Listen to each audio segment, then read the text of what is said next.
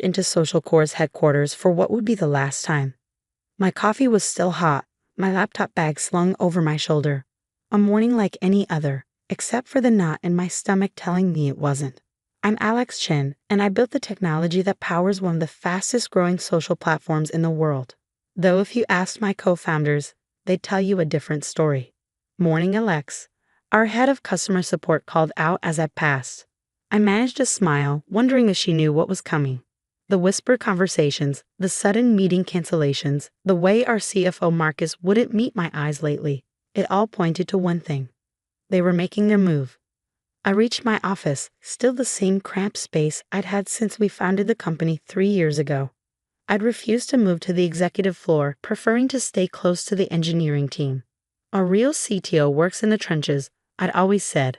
Marcus and Brett, my co-founders, had laughed at that, calling it another one of my quirky programmer habits. My computer booted up, displaying the familiar lines of code I'd been working on late into the night. Social Core's proprietary algorithm, my algorithm. The one that had turned our platform from just another social media startup into a billion-dollar company with 10 million daily active users. A message popped up. Emergency board meeting. 9 a.m. Attendance mandatory. I checked the participant list. Everyone except me had been notified yesterday, of course. My phone buzzed. A text from Sarah, our lead developer. They locked us out of the main repository last night. Something's happening. I know, I typed back.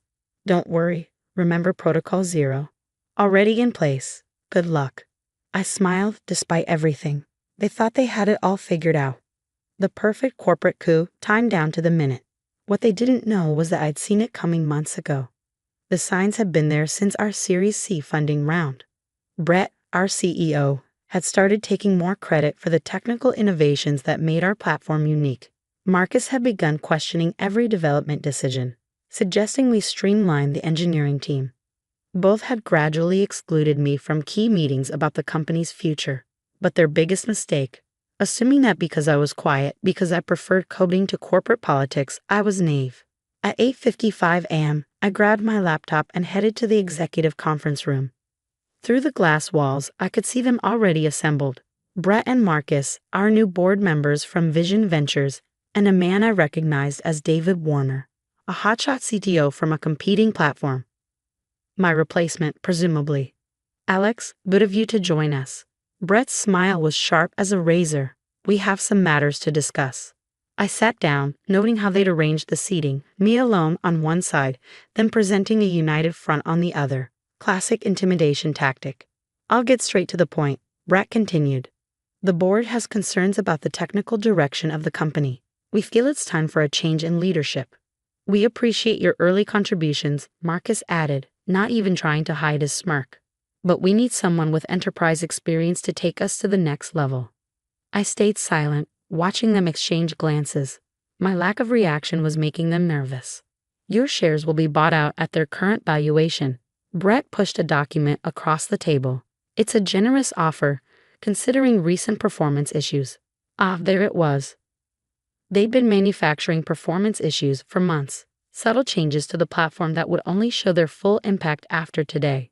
Performance issues? I kept my voice neutral. Our user engagement is up 40% this quarter. But retention is down, Marcus countered. The algorithm needs a complete overhaul. David here has experience with exactly this kind of scaling challenge. David Warner sat up straighter, already playing the part of conquering hero. If he only knew what he was walking into. We'll need you to hand over all access credentials and documentation immediately, Brett continued. And of course, you'll be escorted from the premises today. I opened my laptop one last time, logged into my admin account, and initiated a series of commands I prepared months ago. To them, it looked like I was simply following their instructions. All yours, I said, closing the laptop. Though you might want to review the platform's core architecture documentation carefully, especially Section 7 regarding user authentication protocols. Marcus frowned. What's that supposed to mean? Just being thorough, I smiled. Wouldn't want any performance issues during the transition.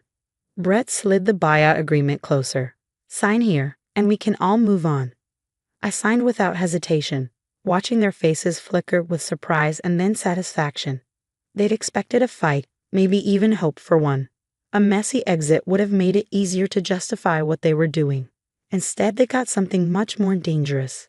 Quiet compliance from someone who had nothing left to lose. One more thing, I said, standing up.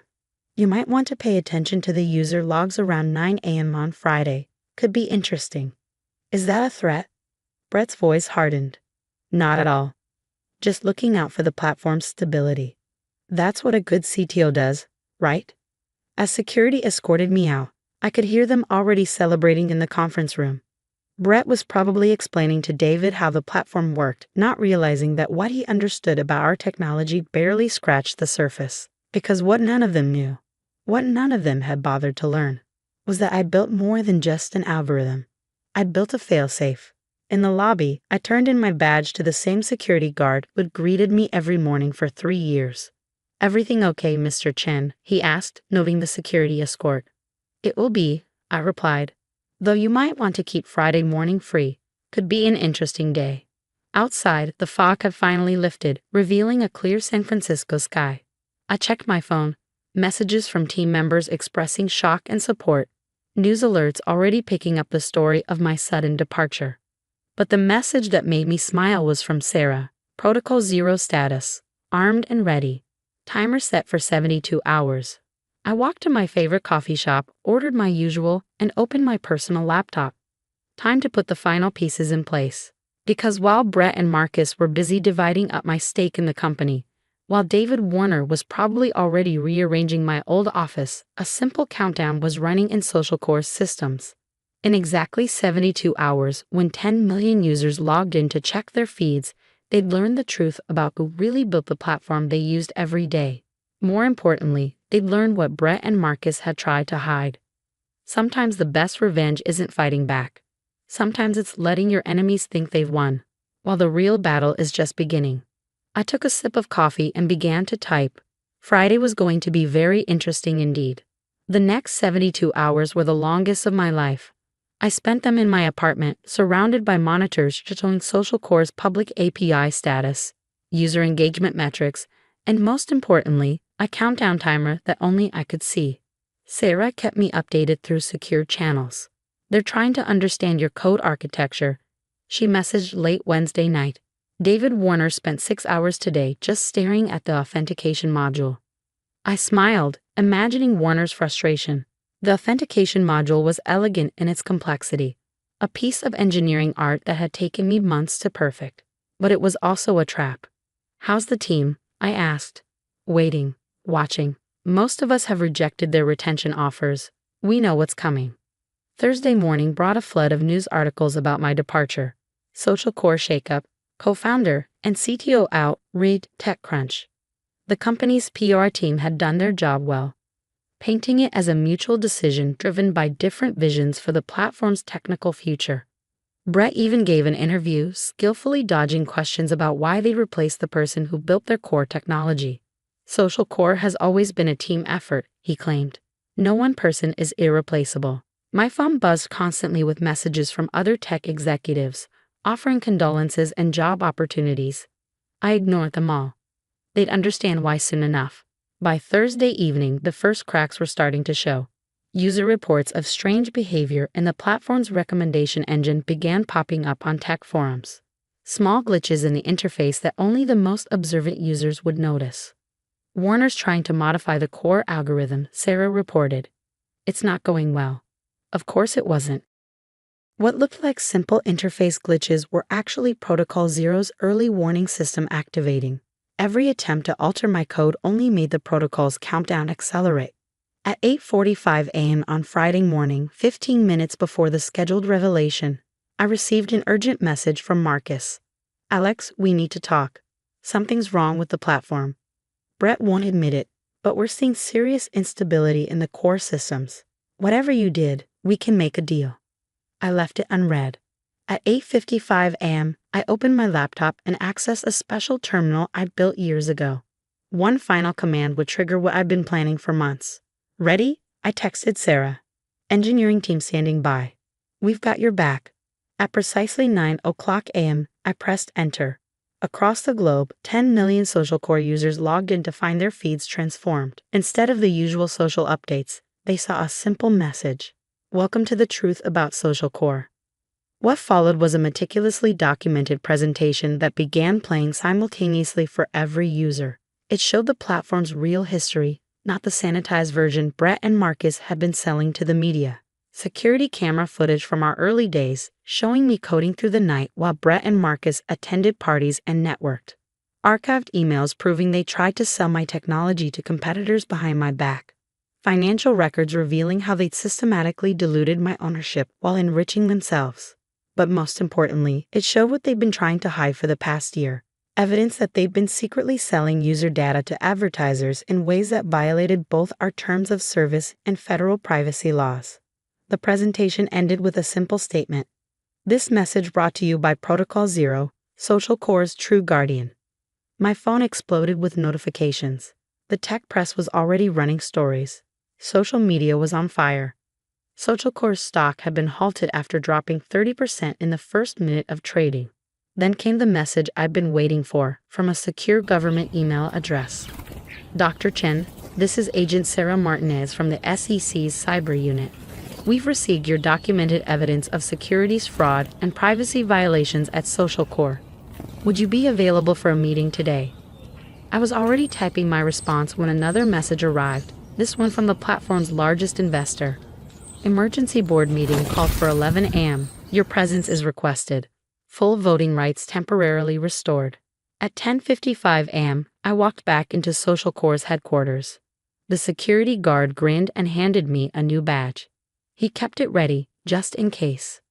The scene in the executive conference room was chaos. Brett and Marcus sat ashen-faced as lawyers and board members argued. David Warner was nowhere to be seen. "How?" Brett demanded as I sat down. "We checked every line of code. We had the best security teams audit everything." "That's the problem with people who don't actually understand technology," I replied calmly. "You don't know what you don't know." The board chair cleared her throat. "Mr. Chen, perhaps you could explain exactly what happened this morning." "Of course. Protocol Zero is a sophisticated oversight system I built into Social Core's foundation. It monitors for specific types of unethical behavior, data privacy violations, algorithm manipulation, security breaches. When it detects serious violations, it activates." "And the user data sales?" one of the lawyers asked. "All documented. Every transaction, every secret meeting, every altered log. Protocol Zero recorded everything." Marcus slumped in his chair. "You knew. All this time you knew what we were planning." "I knew the moment you started excluding me from privacy policy meetings. Real engineers build safeguards, Marcus. We plan for failure, including human failure." The next few hours were a blur of legal discussions and emergency votes. By evening, the board had reached its decisions. Brett and Marcus were out, facing SEC investigations and likely criminal charges. I was reinstated as CTO with expanded responsibilities and a seat on the board. The company would immediately cease all unauthorized data practices and implement new privacy protections. Most importantly, Protocol Zero would be officially recognized as an integral part of Social Core's governance structure, with my engineering team leading its continued development. Later that night, after the lawyers had finally left, I sat in my old office with Sarah and the core engineering team. Someone had ordered pizza, a throwback to our startup days. "You could have exposed them months ago," Sarah said. "Why wait?" "Because it wasn't just about them," I explained. "It was about building something that would prevent this from happening again. Protocol Zero isn't just code, it's a conscience for the platform." Over the next year, Social Core transformed. Under my leadership, we rebuilt trust with our users through radical transparency about our data practices. The engineering team expanded, attracting top talent drawn to our commitment to ethical technology. Brett and Marcus eventually pleaded guilty to multiple federal charges.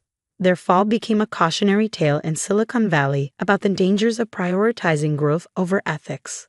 The press called it a tech industry morality play, but they missed the real lesson. This wasn't about revenge or even justice. It was about building technology that served people, not exploited them. Last week, I gave a keynote at the World Privacy Summit. Looking out at the audience of engineers, executives, and activists, I shared the real message of Protocol Zero. Technology without ethics is just sophisticated exploitation.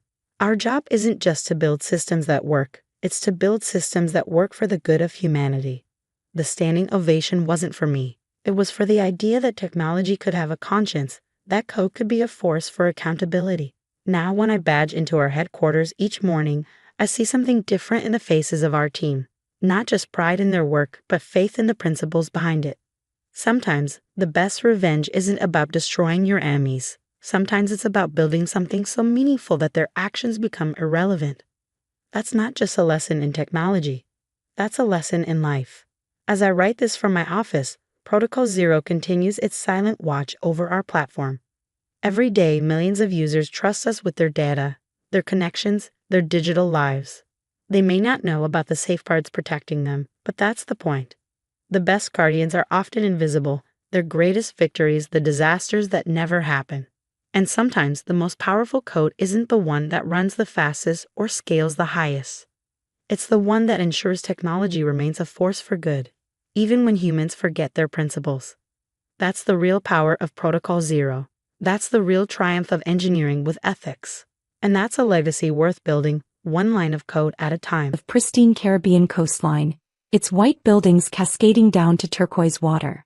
I'd purchased the property 6 years ago when it was a struggling 3-star hotel, invested $12 million in renovations, and transformed it into a 5-star destination that anchored my 11-property resort chain. My family's annual reunion was being held here this year.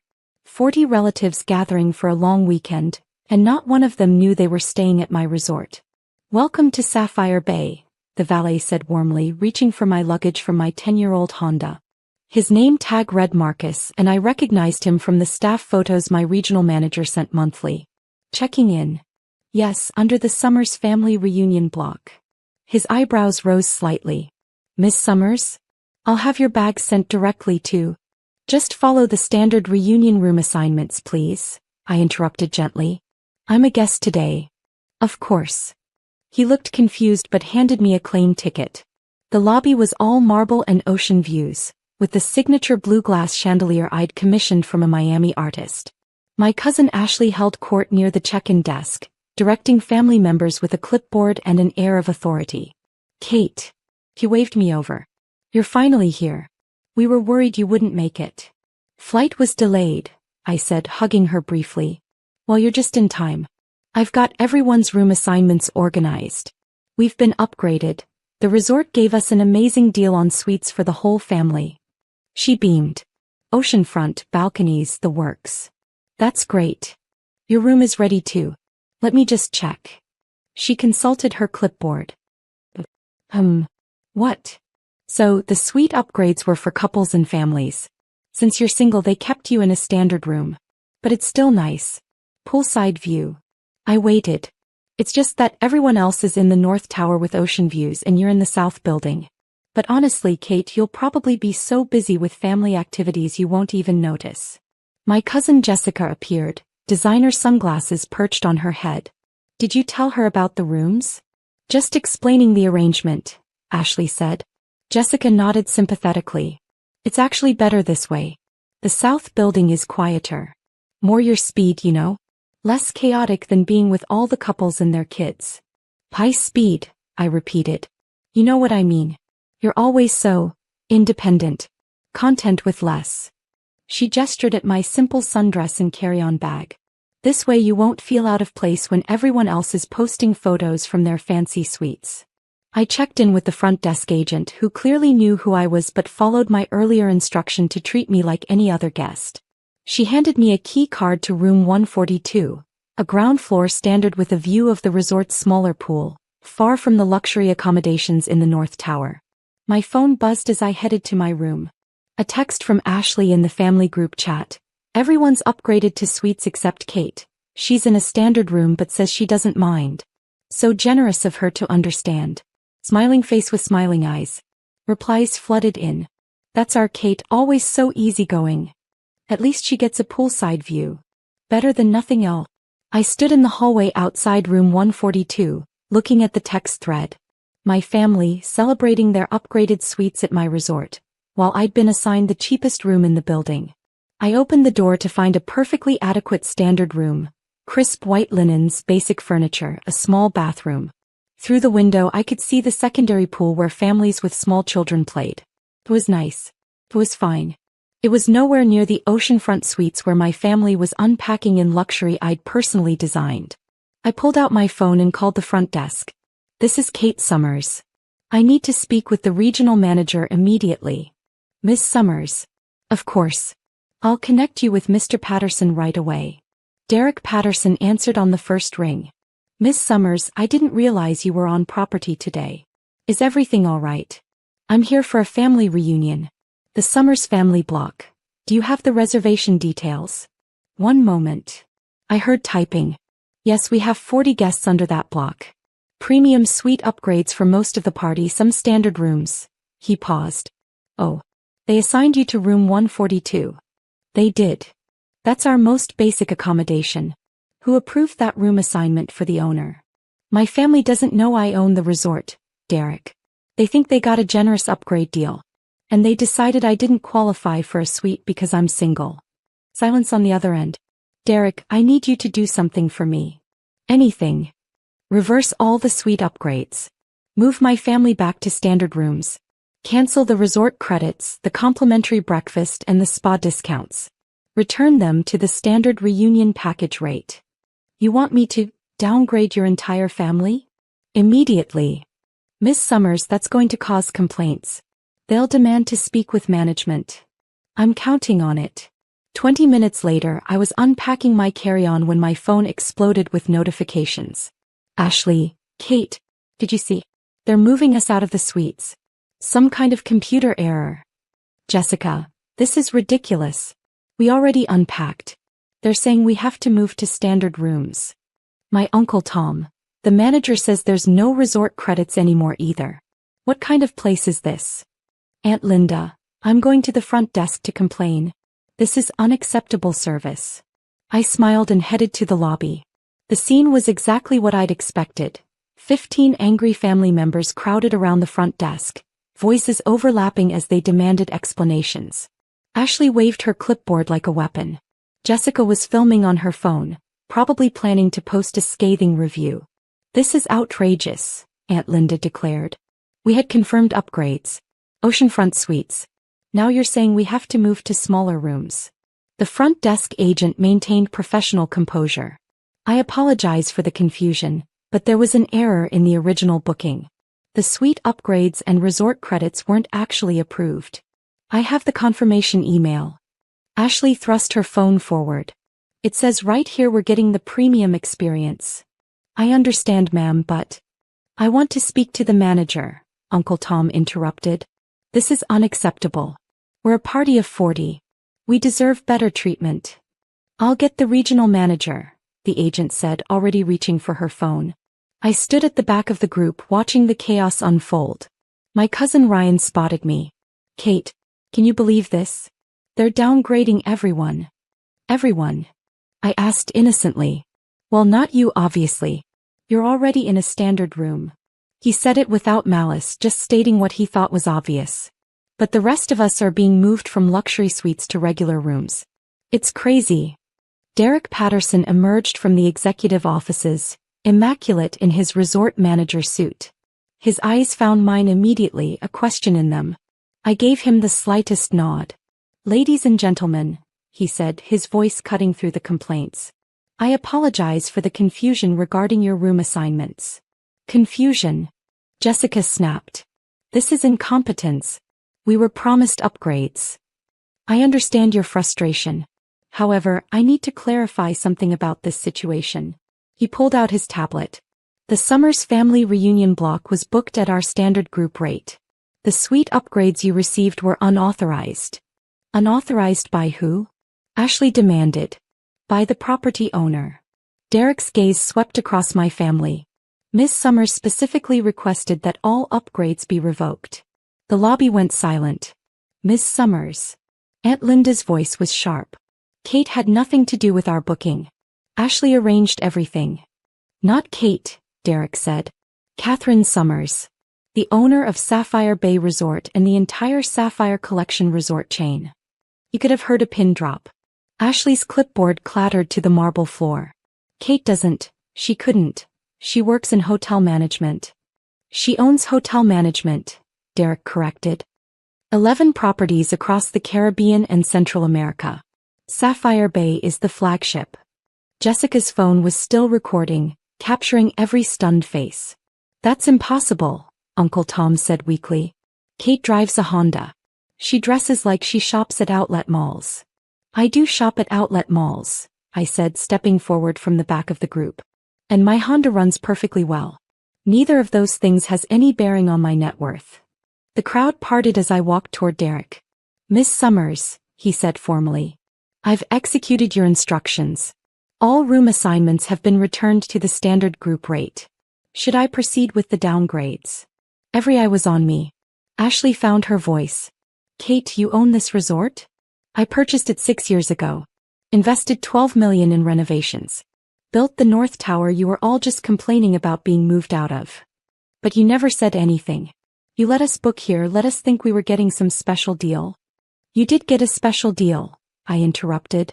I approved a 40% discount on your group rate because you're family. The upgrades you received? Those were complimentary because I wanted you to enjoy the resort. Until I saw the room assignments. Jessica lowered her phone slowly. The room assignments? I was given a standard room. Ground floor poolside. The cheapest accommodation we offer. I looked at Ashley. You texted the family chat saying I didn't mind being in a lesser room because I'm generous and easygoing. Ashley's face went red.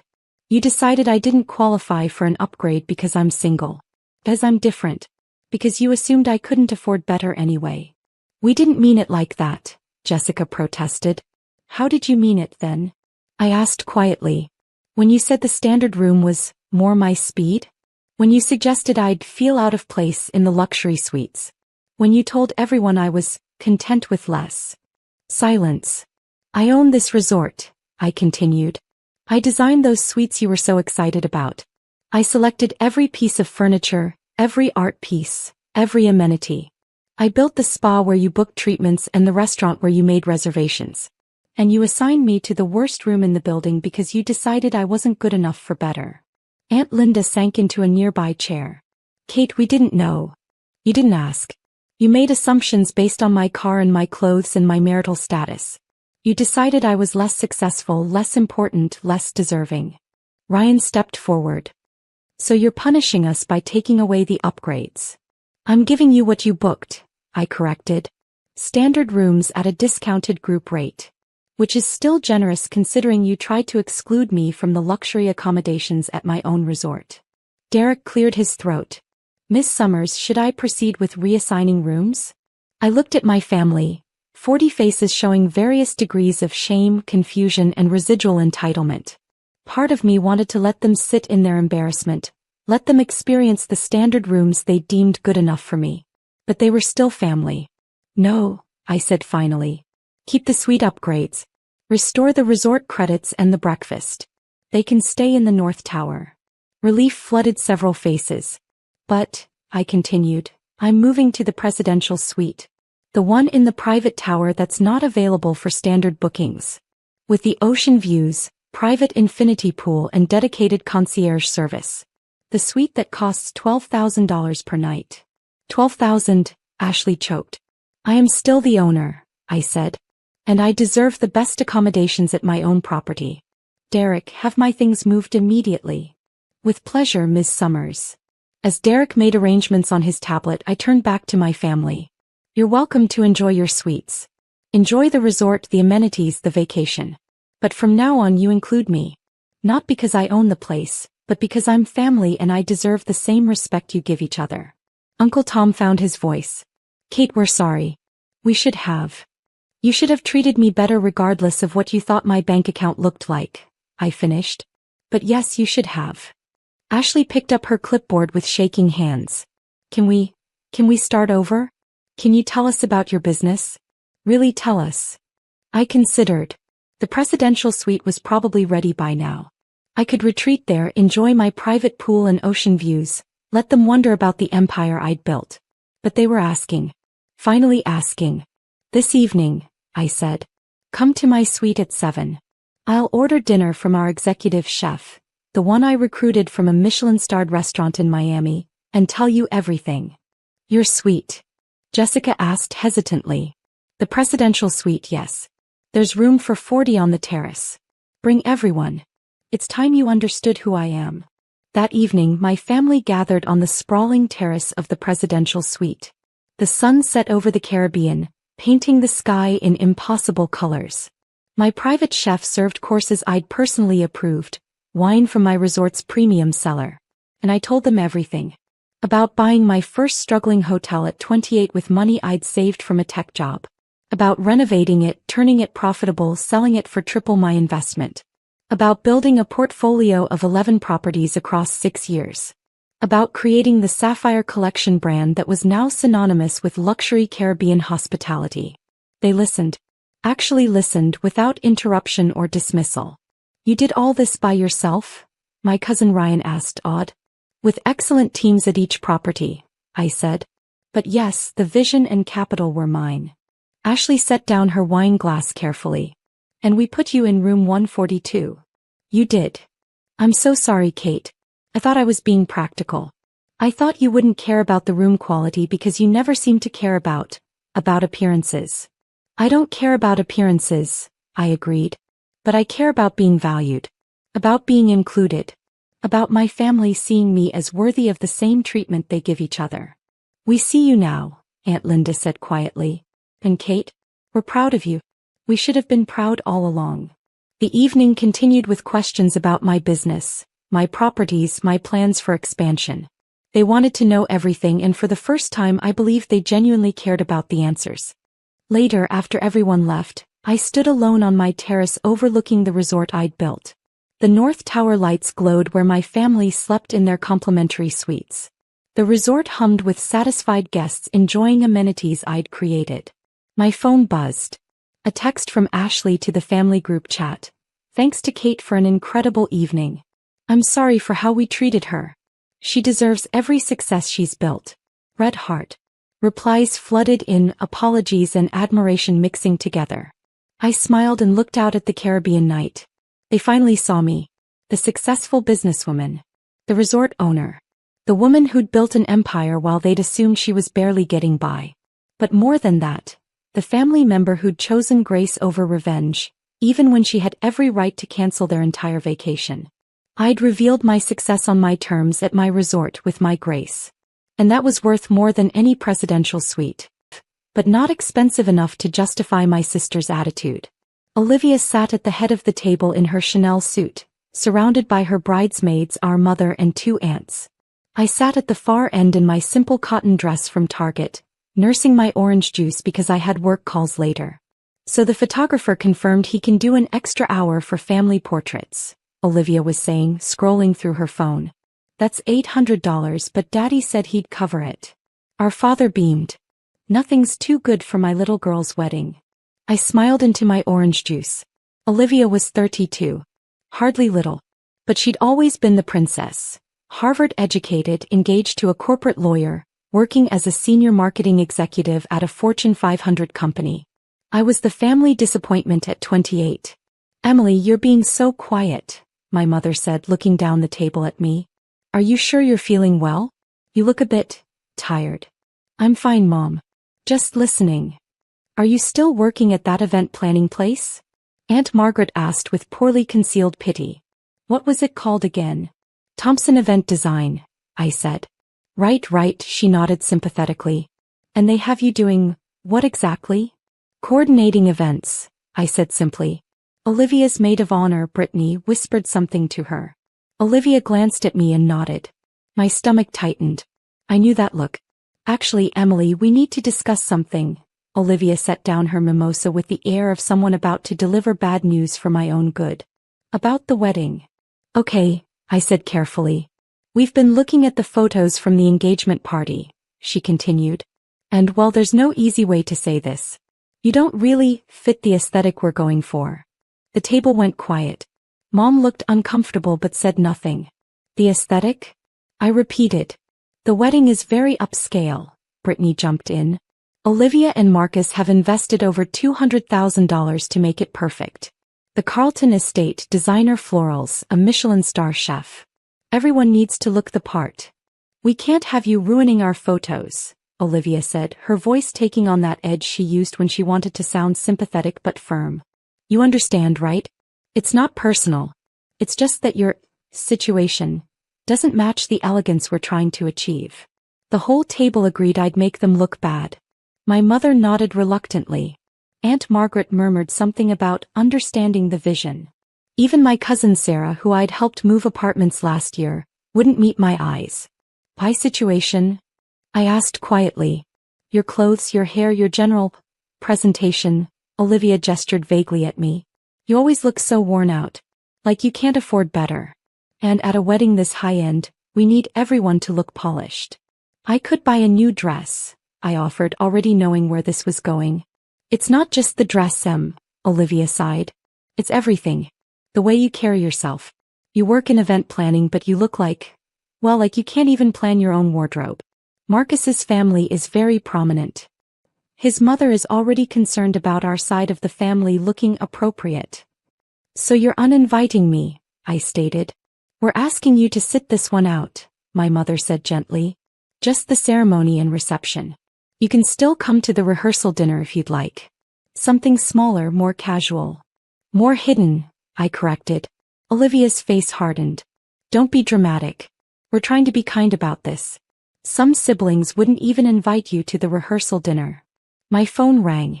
Perfect timing. My phone rang with the ringtone I'd set for my executive team. Vivaldi's Spring, distinctive and professional. I glanced at the screen. Caroline Martinez, my executive assistant and the best event coordinator in the state. I should take this, I said. Work call. Can't it wait? Olivia frowned. We're in the middle of. I answered. Hi Caroline. Ms. Thompson, the Carlton Estate is confirming your sister's wedding cancellation? Caroline's voice was crisp and professional. She knew exactly what she was doing. We discussed this possibility last week when she told me about booking a wedding for an Olivia Thompson at the Carlton Estate. Small world. Smaller than Olivia realized. I put it on speaker, setting the phone on the table. What cancellation? I asked clearly, watching my sister's face. The Thompson-Whitmore wedding scheduled for June 15th, Caroline continued. The bride called our office yesterday requesting to move the ceremony to the Grand Belmont instead. However, the contract clearly states that venue changes require the estate owner's approval. Since you own the Carlton Estate, I need your signature to release them from the contract. Sister's face went white. The color drained from her perfectly made-up cheeks like someone had pulled a plug. What? Olivia's voice came out as a whisper. Oh, and the bride was quite rude to our coordinator Jennifer, Caroline added. She called her incompetent, and said our venue was acceptable but not prestigious enough. Should I add her to our difficult client list? The Carlton Estate, I said slowly, is the venue my sister is using for her wedding. This call is about her. Pause. Then Caroline's voice, warm with understanding. Oh. I see. Would you like me to call back Miss Thompson? No, this is fine. But let me clarify. My sister didn't call to change venues. And Jennifer is one of our best coordinators. There must be a misunderstanding. Actually, Olivia found her voice, though it shook. I did call. But I didn't know. Emily, what is she talking about? You own the Carlton Estate. I picked up my phone, taking it off speaker. Caroline, I'll call you back in 10 minutes. Of course, Ms. Thompson. For the record, the wedding is beautiful. Jennifer has done excellent work despite the bride's particular requirements. I hung up and looked at my sister's white face, at my mother's shocked expression, at the table full of women who just agreed I wasn't good enough for a family wedding. Jennifer Harris, I said calmly, is the venue coordinator at the Carlton Estate. She reports to Caroline Martinez, my executive assistant. Caroline reports to me. I own Thompson Event Design, not work at OWN. We're the largest luxury event company on the East Coast. The Carlton Estate is one of 12 premium venues in our portfolio. 12 venues, my mother breathed.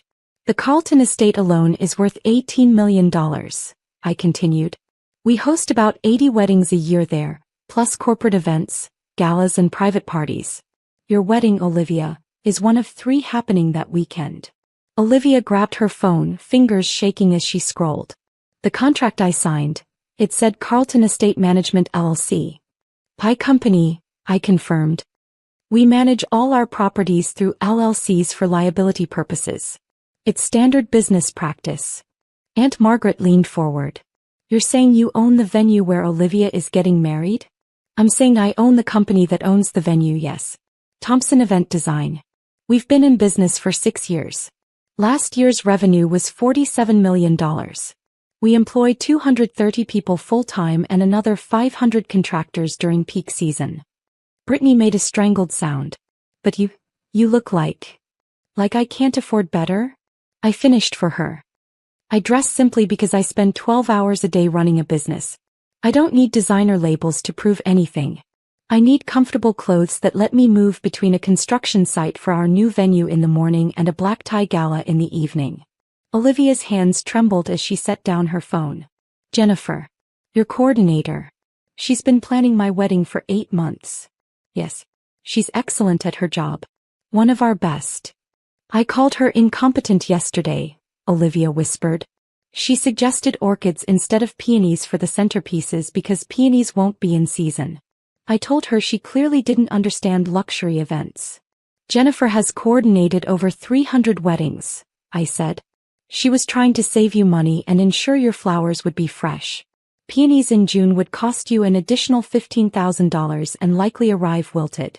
My mother found her voice. Emily, why didn't you tell us? I tried, I said. 6 years ago when I started the company. You told me event planning was frivolous and I should get a real job, like Olivia's marketing position. When I bought the Carlton estate 3 years ago, I invited you to the opening gala. You said you were too busy with Olivia's promotion party. The silence at the table was deafening. Every Sunday dinner, I continued, I listened to you praise Olivia's accomplishments, her salary, her title, her engagement to Marcus. When I tried to share my successes, you'd change the subject or make dismissive comments about party planning. Eventually I stopped trying. Dad appeared at the table late as always, carrying his golf clubs. Sorry, traffic from the course was terrible. What did I miss? Emily owns the Carlton estate, Mom said faintly. Dad laughed. Good one. Emily, you had me going for a second. He looked around at the serious faces. Wait, what? I pulled up my phone and opened the Thompson Event Design website, turning it so he could see. My professional photo smiled from the About page. Hairstyled, makeup professional, wearing the Armani suit I kept for client meetings. Founder and CEO, Emily Thompson. That's you. Dad stared at the photo, then at me. You look so different. Professional styling for the website, I said. But yes, that's me. Thompson Event Design. We're booking events 18 months out. We were featured in Event Professional magazine last year as one of the fastest growing companies in the industry. Olivia made a sound like she was going to be sick. Marcus's mother. She's been bragging to everyone about hosting the wedding at the Carlton estate. She said it was the most exclusive venue in the state. I've been letting her think we're so well connected. You are well connected, I said. You're connected to me. Your sister. The one you just uninvited from your wedding for not being polished enough. Emily, I didn't know. That's the point, Olivia. You didn't know because you never bothered to look. None of you did. You were so convinced I was failing that you never noticed I was succeeding. I stood up, gathering my purse. A worn leather bag that had belonged to my grandmother, not because I couldn't afford better but because I loved it. Caroline is waiting for my call, I said. I need to decide whether to approve your venue change request or enforce the contract clause about client behavior towards staff. Emily, please, Olivia's voice cracked. I'm sorry. I'm so sorry. Please don't cancel my wedding. I'm not going to cancel your wedding, I said. That would be petty and it would punish Marcus for your mistakes. He's actually been lovely to work with, very respectful to our staff, always on time for meetings, genuinely excited about every detail. Relief flooded Olivia's face. However, I continued, there will be some changes. First, you're going to call Jennifer and apologize. A real apology, not the "I'm sorry you felt that way" kind. You'll acknowledge that you were wrong to question her expertise and that you spoke to her disrespectfully. Olivia nodded frantically. Of course. Anything. Second, the orchids Jennifer suggested? You're using them. She's the professional and you're going to trust her expertise. Same goes for every other suggestion she's made that you've overruled because you thought you knew better. Jennifer has coordinated over 300 weddings. You're planning your first. Listen to her. Yes. Whatever she thinks is best. Third, I want a formal written apology to every single staff member you've been rude to over the past 8 months. I've read the incident reports, Olivia. You've made 3 coordinators cry, you've accused 2 florists of incompetence, and you told our pastry chef that his cake samples tasted mediocre. That same pastry chef has won international awards. Olivia's face went red. I was just trying to make everything perfect. You were being a nightmare client, I interrupted. There's a difference between having high standards and treating people like they're beneath you. Our staff are professionals who take pride in their work. They deserve respect. I'll apologize to everyone, Olivia whispered. I promise. Fourth, I looked around the table. Everyone who just agreed I wasn't good enough to attend this wedding owes me an apology. Not now. I don't want fake apologies born from embarrassment. Take time to think about it. Think about how quickly you agreed to exclude me, how easily you accepted that I was an embarrassment. Then if you genuinely feel sorry you can tell me. Mom's eyes filled with tears. Emily, sweetheart. I'll attend your wedding, Olivia, I said. Not because you're allowing me to, but because Marcus invited me personally last month. He contacted Thompson Event Design to ask if we could arrange a surprise for you, a string quartet during dinner. When he realized I was your sister, he insisted I attend as family, not just as the venue owner. He's a good man. Better than you deserve right now, honestly. Olivia burst into tears. I'll wear something appropriate, I continued. I have a closet full of designer gowns for events. I just don't wear them to family brunches where I'm going to be criticized anyway. I looked at my mother.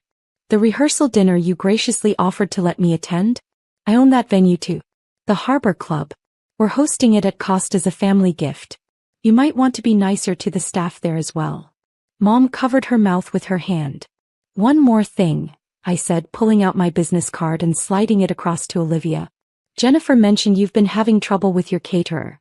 Something about them not being able to handle the menu you want? Olivia nodded miserably. Call the number on that card. Ask for Chef Marcel. He's our executive chef and he's won James Beard Awards. Tell him I sent you.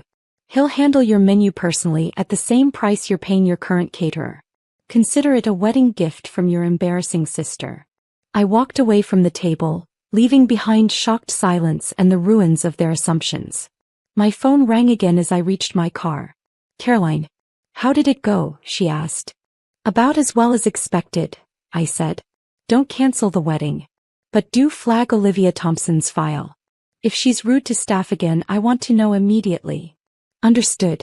Also, the mayor's office called. They want to discuss hosting the governor's inauguration ball at the Carlton estate in January. Should I send them the premium package information? I smiled, starting my car, a practical Toyota that I drove because I'd rather invest in properties than vehicles. Send them the presidential package.